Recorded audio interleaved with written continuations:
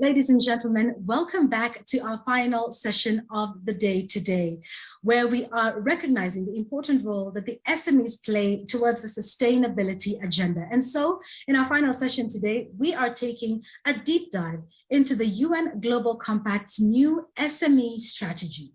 Now, as part of that strategy, the United Nations Global Compact is looking for and trying to establish efficient ways of enabling a significant number of SMEs to seamlessly adopt the 10 principles.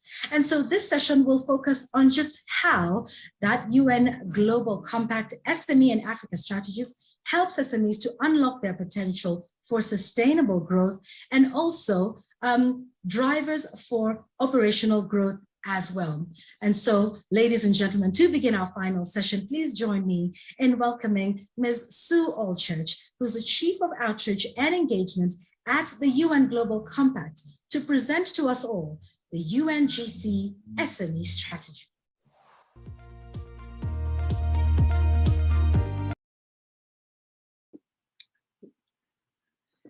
Thank you very much, Yvonne. I'm really delighted to be here, and I'm joined later on with some really very, very interesting people who have some very strong insights on SMEs on the continent. But I'd just like to start off with a little introduction of the strategy and the plans that we've put in place to show what we're trying to do to make sure that we can really help SMEs across the continent in Africa. Because this is firmly part of our whole Africa strategy that you've been hearing about before. So the first question is, why the SME strategy, particularly for Africa? Why have we put a big focus on this now? Well, the first point is that SMEs are the heart of the world economy, and certainly the heart of the African economy. 99% of jobs across the continent are made up by SMEs, and they represent the bulk of GDP. So with this critical role in job creation, growth, protection of jobs, it's important that we protect and enable and support SMEs during this pandemic-induced period of economic turbulence. It's really critical. Their survival, their recovery, they're going to be the bellwether for the economy as a whole, really. And generally, during times of crisis, small businesses are often less resilient. They typically have less cash reserves, smaller client bases, smaller teams, and less able to manage some commercial pressures than big multinationals. So really, if we can help SMEs efficiently adopt practices aligned to the UN Global Compact 10 principles, it will help open up international markets, secure investment, improve their productivity and resilience, all aligned with global best practices, which will in the end become national practice in any case. So it's really an economic reality, which is one of the reasons why we want to focus on the SME agenda. The second one is they're critical to deriving the Sustainable Development Goals. So if we can go back one slide, this slide here shows how focused the SME community, because it's so much part of the economy, is at the heart of driving sustainable development. I'm just going to pull a couple of thoughts out just to make the point. There are lots of statistics, but a couple that are important. First of all, let's think about youth employment. Obviously, this has been something that's been covered throughout the whole of this session, this event. But the point is, as we know, is that by 2035, the number of young Africans joining the working age population will exceed the rest of the world combined. So securing decent quality jobs for them is extremely important. Now, quality jobs is what it's all about. So if I go back to the question of youth employment, the fact is the number of, or the rate of young people in training or in jobs across the continent is as good as the rest of the world. So this fantastic growth machine in Africa providing jobs. The issue is the quality. You can see here 52% or 53% of those young workers are still working poor. So we need to raise the quality of the jobs. And as a whole, so that's of the whole population, of the youth population, 60% of them are working poor. So it's not the number necessarily, it's the quality of the jobs.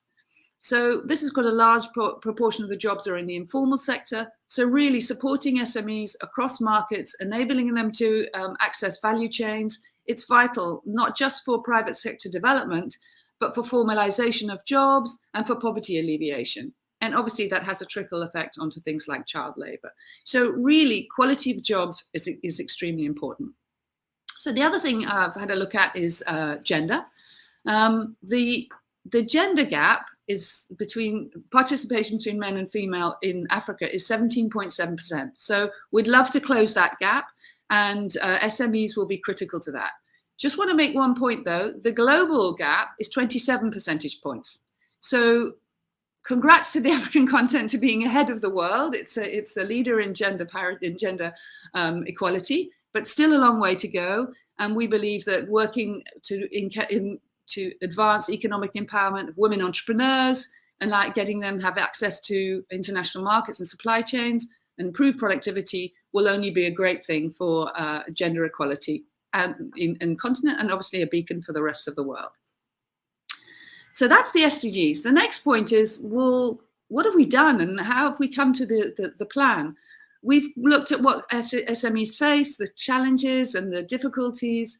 And essentially, small businesses have minimal resources to absorb new practices. And they face everyday pressing business challenges, especially in the current environment that I mentioned before. So we need to make sure it's really easy, efficient for them to understand international standards, new regulations, and to adhere to international sustainability practices as defined very simply by the 10 principles. So this next slide here shows why we think and how we think the UN Global Compact is able to help.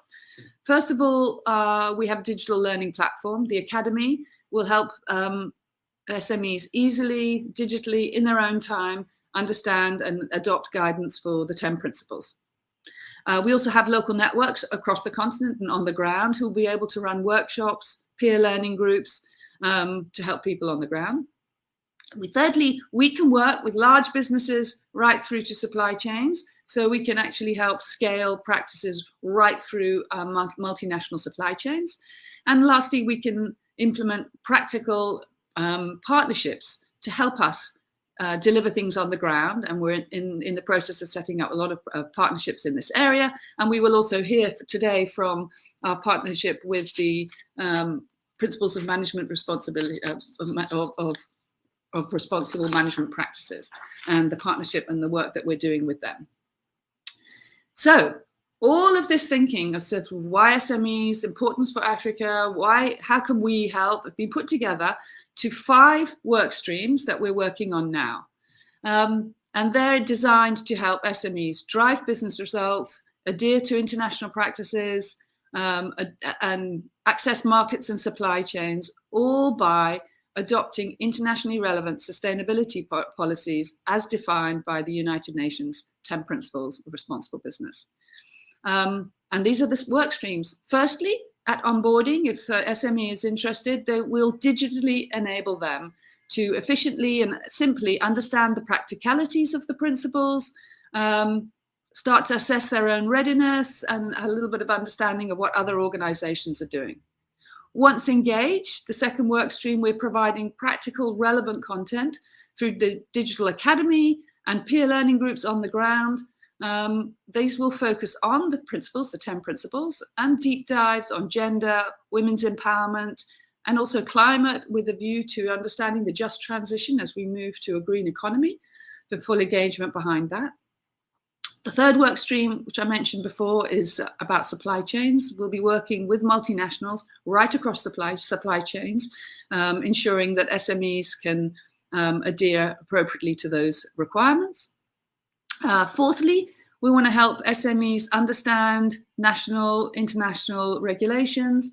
The local networks will be able to work together with governments and influence national policies and regulations towards the best practices of the 10 principles, and will help drive meaningful contribution to trade and sustainability and investment. Finally, through all this, we hope to be able to influence and drive business opportunities for responsible SMEs through trade zones, partnerships with business associations, etc. So all these together, we're really hoping to drive more sustainable business through SMEs and enable them to their businesses to thrive accordingly. So now that's the background. That's the overview of the plan that we have in place. But really, what would be fantastic now is to hear from some people who've got some research and some practical experience on the ground. So I'm going to be joined by 3 other partners.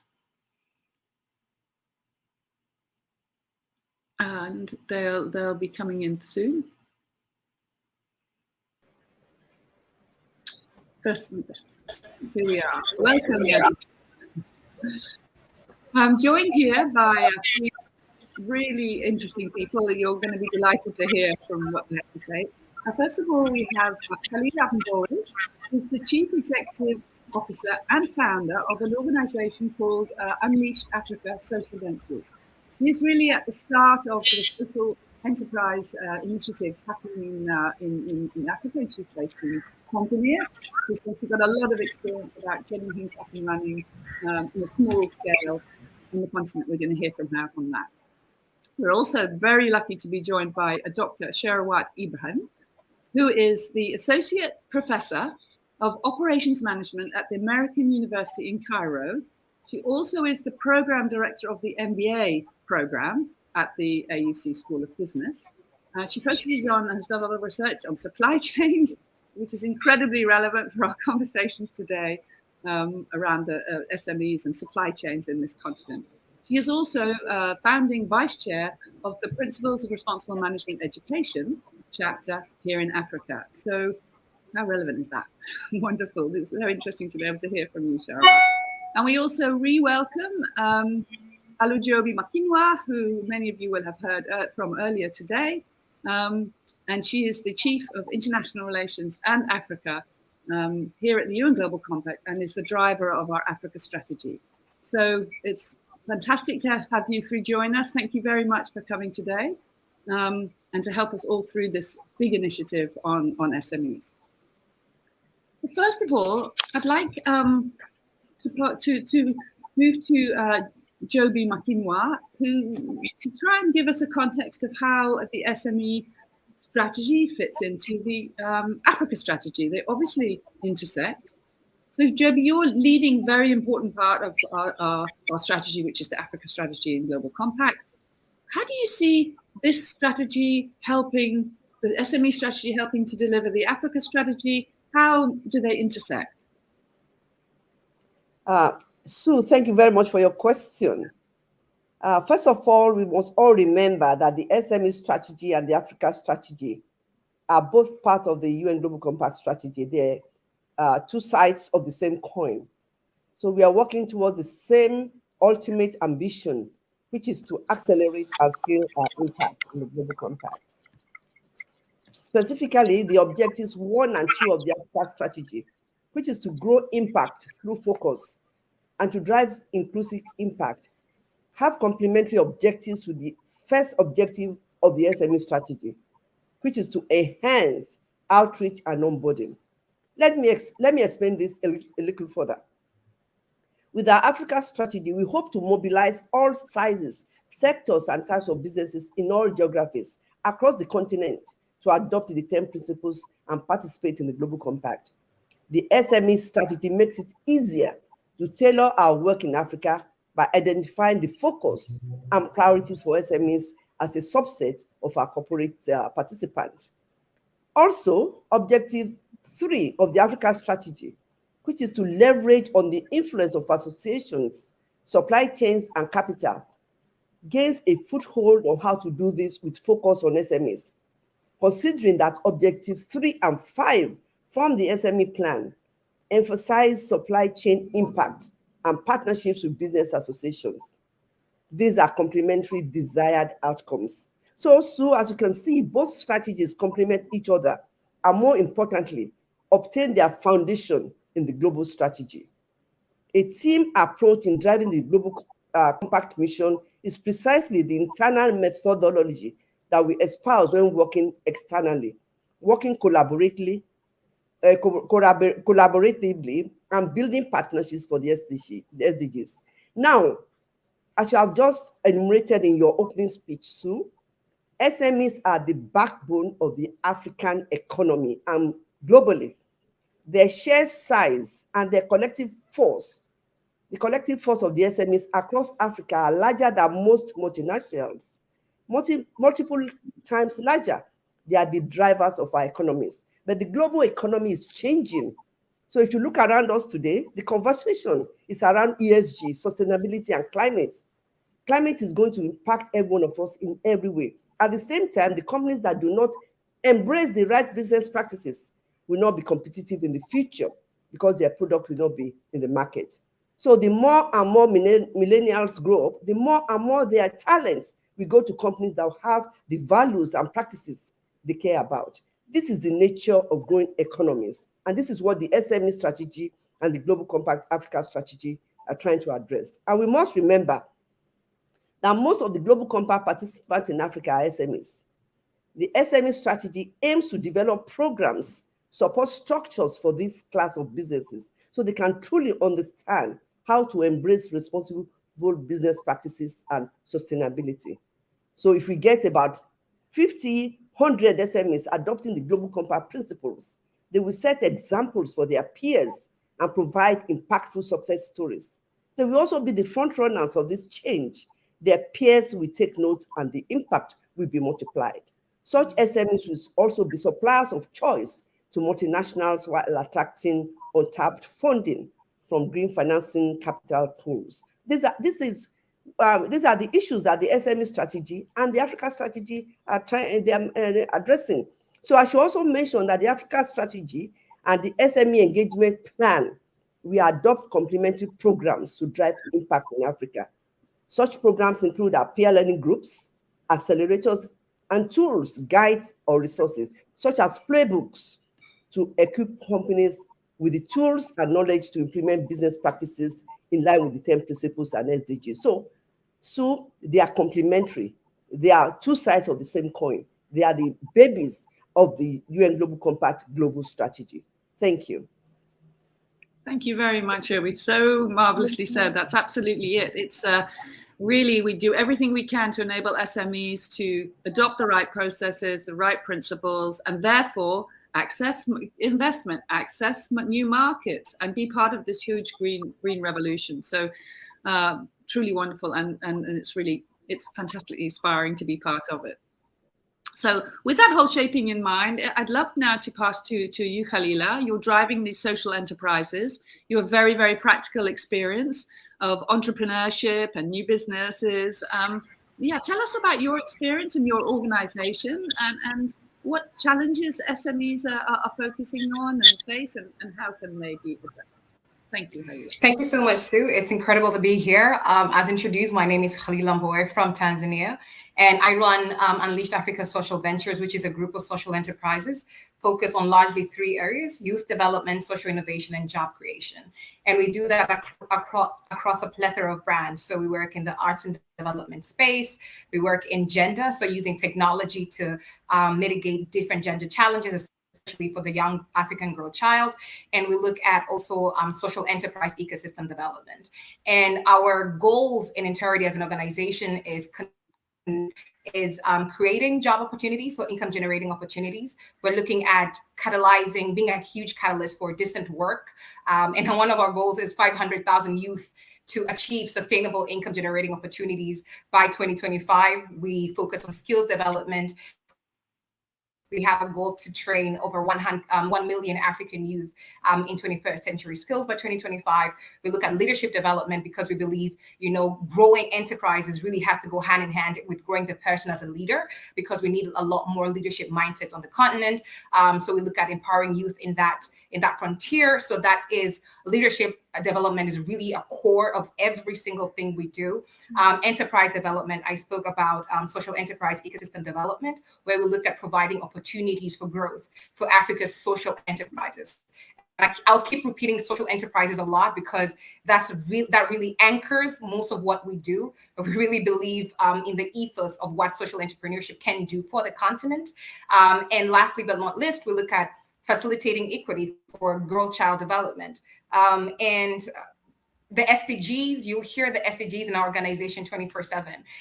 We really believe that, anchored on the SDGs and the 10 principles that this particular, the Global Compact is really founded on can truly help organizations and founders and really passionate young Africans push the continent forward. So what we do in the context of this conversation, one of the things that we truly are passionate about is creating accelerator programs and different initiatives that can truly allow young people with a vision to impact their communities, to create businesses that will truly and authentically create change. And I like to say truly and authentically create change, because most of the times we hear on the continent about different enterprises and different organizations, different people doing great things. However, one of the things that has come to pass is, because of a large lack of skill sets in measuring and truly understanding how to measure impact, we have a lot of SMEs and a lot of young businesses and founders like myself being very busy doing a lot of things, but not necessarily creating impact on ground. So that's something that we're really passionate about, or I'm personally really passionate about. How do we truly make sure that our impact is translating on ground? Now, to your question with regard to the challenges facing SMEs, and I'd love to go into MSMEs because micro organizations are also largely a part of Africa's informal and formal SME economy. And even just from the offset, I'd love to address two things. One, the word SMEs is, it is very large in its definition, and it's defined and related to very differently depending on where in the world you're speaking about SMEs. And two, SMEs is a short abbreviation for a vast array of entity types, from small businesses in cities and townships, from extremely local vibandas of shacks in rural areas, to startups starting out in corners of somebody's overcluttered house, to somebody with an innovation idea in a co-working space, to a small factory in the outskirts of Dar es Salaam, where I'm from, and so forth. So I feel that, the word SMEs is really large in itself, and it's really important for us individually as we relate to the words to really be able to recognize how we're related to the word SMEs. And when we talk about SMEs in the African context, it's really important for somebody who's sitting and listening to this conversation to also personally try to do some research and try to understand how that differentiates or differs from SMEs in different geographies. And so moving into the challenges, I love to differentiate, to categorize them into three parts. We have structural challenges, which a lot of people have spoken about today. We have ecosystem challenges majorly, and we have one which I don't see that we speak about a lot, which is ownership challenges. And I'll touch on all of them very briefly. With regards to structural challenges, we all know them. The strategy is looking at really addressing that at a large scale. So there's the policy and regulatory environment that does not support ethical growth. And I love to say that again, a policy and regulatory environment that does not support ethical growth. Because if I give the context of Tanzania and the SMEs that we train, and even my journey in building Unleashed Africa in the very beginning, it's the little capital that you have to start off with gets completely obliterated in the looking for permits and looking for licenses to begin, even before you've actually tested your idea or even opened your business or open shop. And it really restricts people who want to operate formally, and it pushes you into the informal sector, whether you like to be there or not. And being pushed into the informal sector, of course, has a plethora of challenges. Now, along with the policy environment, there's also the fact that cross-border trade is extremely difficult when you're small. It is easier and cheaper for us to import and to work with China than to do business with fellow business owners across the continent. And in a day and age where the internet really has propelled the connection between country to country, it is a shame that we're here. But I'm looking forward to seeing what the AFTA agreement could actually do for the continent. And so the fact that the cross-border trade regulations are so inconsistent, we have issues actually growing and scaling as businesses, and lack of scale and growth as businesses affects also our ability to connect to investment. Along with that, there is an issue with a lack of adequate skill sets to build businesses that can truly scale. We have several businesses starting out. We, Unleashed Africa, have accelerator programs for several businesses that are starting out. If you look at the stats, we have millions of youth opening businesses. every single day in Africa. We have different accelerator programs that have come up. However, one of the things that we have seen as key, and I really love to touch on it, most of the programs address enterprise development with a blanket solution. We have a blanket curriculum that everybody goes through. Woohoo, now you're a business owner and you should have the skills and tools to grow your enterprise. But that normally doesn't translate on ground. Why? Because young people who go into these programs have very nuanced and contextual experiences that have brought them to actually wanting to open a company. Now, unless we create programs that can truly tap into the individuality of each entrepreneur, we find that many of the entrepreneurs that have come through our programs and several others leave with a lot of theory, a lot of text, a lot of certificates, but not much knowledge and skill sets that they can actually implement on ground. And hence we have very many enterprises actually stagnating, which is a massive issue that I truly believe that the collaborations on this platform can address. I won't necessarily go into the investment challenges and the capital issues, which have been spoken about a lot on this platform. But then there's the fact that there's zero to very limited financing to conduct efficient research and development. R&D is key to growing any innovative business, to really creating something that would truly impact change. But one of the things that we don't have is the capital to actually be able to invest in R&D. And I don't see that this is spoken about a lot on these platforms. We talk about capital, we talk about infrastructure, we talk about policy and regulations, but I feel that we really have to talk about the importance that R&D can actually play or plays in growing and scaling organizations. On the other end, we have the fact that, of course, we have talked about poor infrastructure, production capacity brought about by poor production equipment. Once again, if there's a machine I need from South Africa and I need to import it in Tanzania, it would actually be a lot cheaper to get it in China than to get it from the African continent. So what do? I outsource from China, meaning we are actually limiting the ability for us to grow as an organization. To make sure I'm not taking so much time, I'd love to just jump into one thing, which is ownership. What do I mean by ownership? On this platform, we're talking about this beautiful SME strategy for Africa. We've talked about so many things about doing business on the continent. And there are a lot of policies coming out. There are a lot of conversations and initiatives coming out.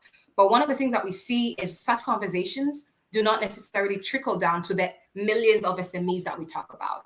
Forget the millions, to the hundreds of thousands, to the thousands. They don't trickle down. What do you find youth looking at when they're looking at social media right now? When a young person holds up their phone, what are they looking at?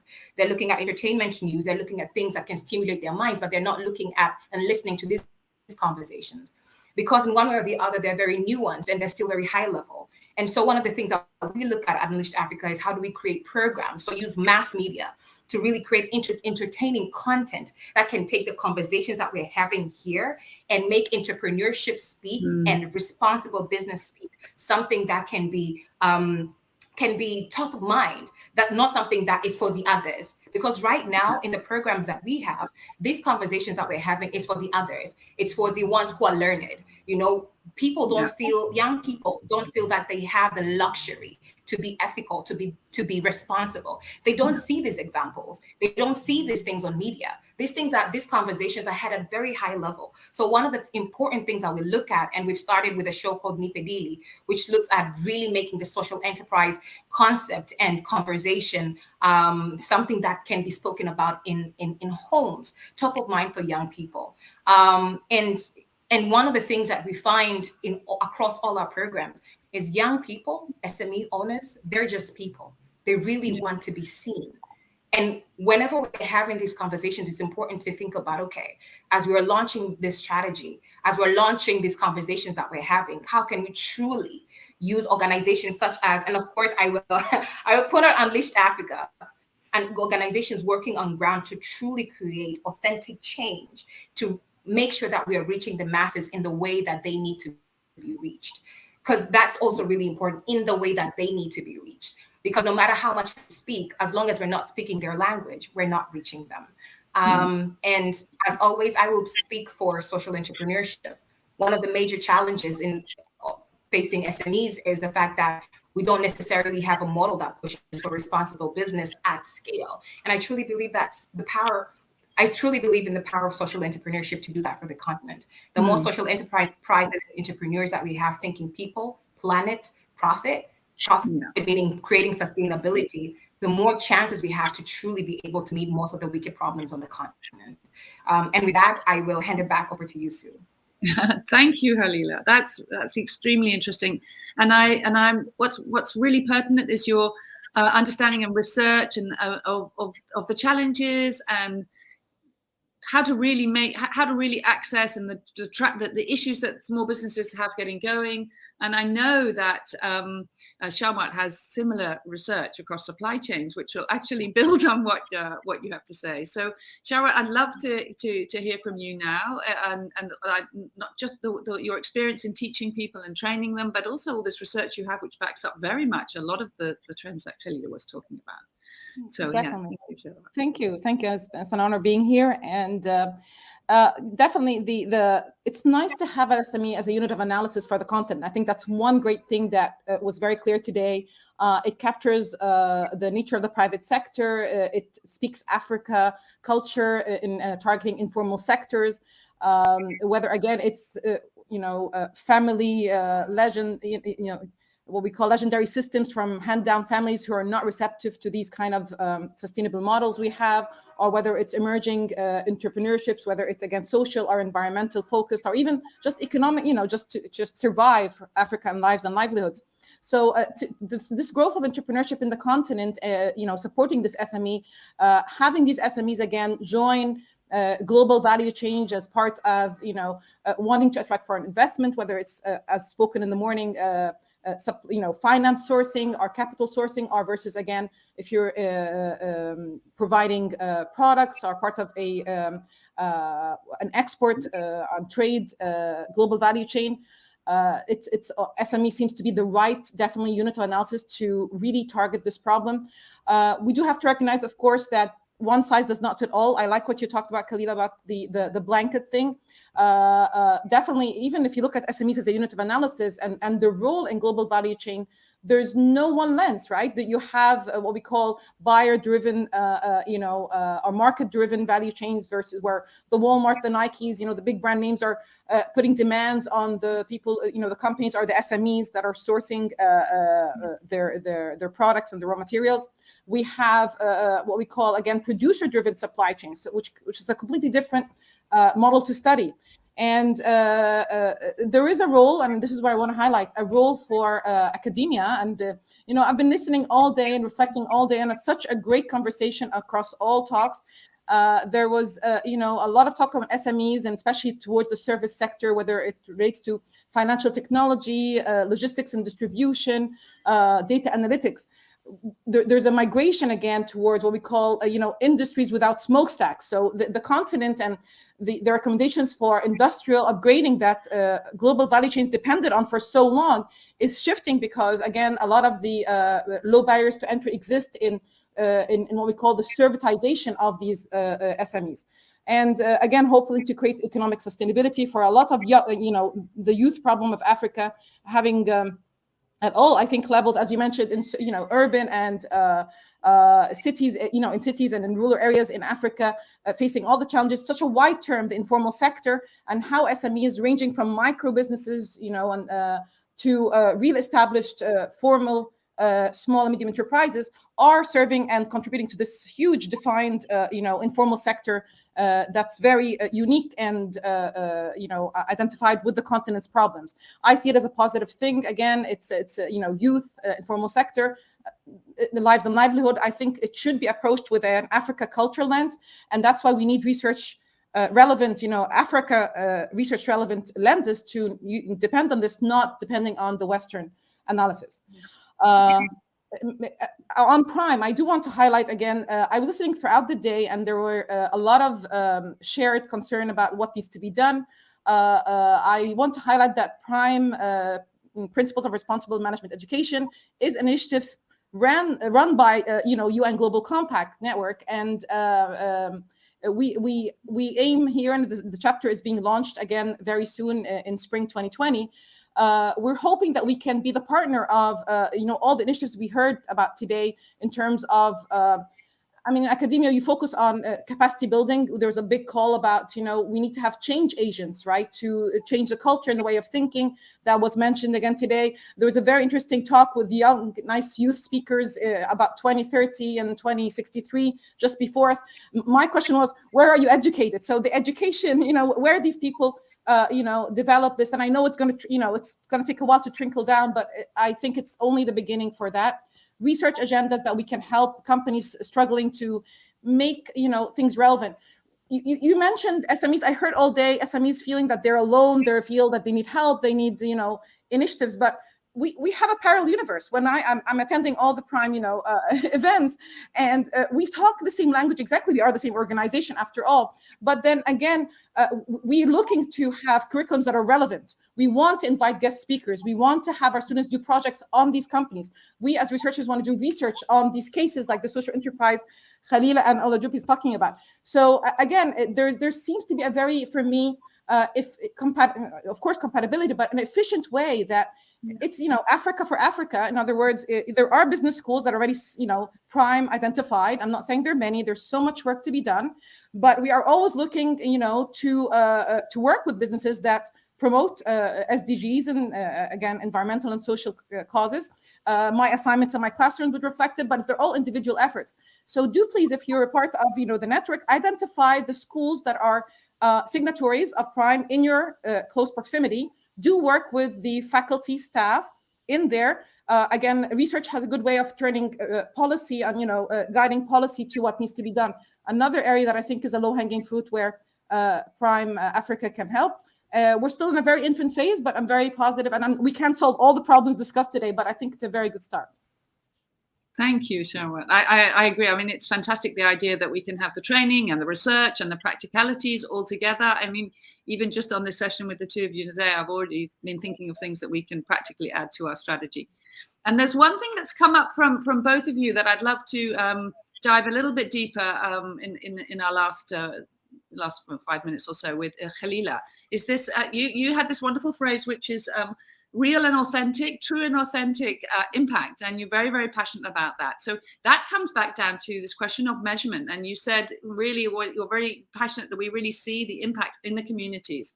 I'd love to hear your thoughts about how you do measurement, how you might see more measurement, and how we can really make sure indeed that everything that we passionately care about genuinely happens in the next 10 years or so. So yeah, any thoughts about measurement? It's a very key conversation that we need to be having more of. Yes, can you hear me? Yes. Perfect. I was saying thank you so much for touching on that, because I think that's a really key conversation to have.